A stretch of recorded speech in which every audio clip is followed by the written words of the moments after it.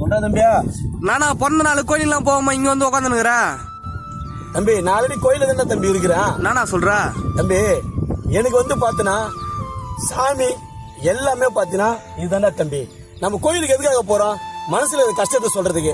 எனக்கு இதை கூட அது கூட கேட்கறதுல கோயிலுக்கு போறோம். எனக்கு எவ்வளவு கஷ்டமா இருந்தாலும் எவ்வளவு சந்தோஷமா இருந்தாலும் இது இந்த பயிர்கிட்ட தான் தம்பி சொல்லுவேன். இந்த பயிர் பாத்தீங்கன்னா ஆடும் பத்தி அந்த அரிசியில எனக்கு அப்படியே ஆட்டம் சொல்ற மாதிரி இருக்குடா தம்பி. அதை விட்டு சாமி கிட்ட போயிட்டு சாமி கிட்ட வேண்டாம் சாமி எனக்கு கொடுக்கலான்னு தெரியாது தம்பி. ஆனா ஆறுதல் சொல்லணும் பாத்தீங்கன்னா என் பயிர் என்கிட்ட பாரா நான் பேசுறேன் எப்படி பண்ணிட்டு பாறேன்.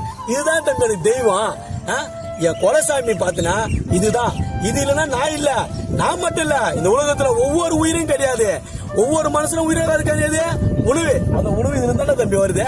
அதனால எனக்கு தெய்வம் இதுதான். எனக்கு மட்டும் இல்ல, இந்த உலகத்துக்கே தெய்வம் பாத்தீங்கன்னா இதுதானே தம்பி.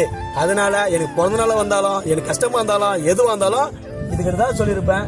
இது கூட தான் இருப்பேன். இது கூட தான் எப்பயுமே நான் லாஸ்ட் வரைக்கும் இருப்பேன் தம்பி.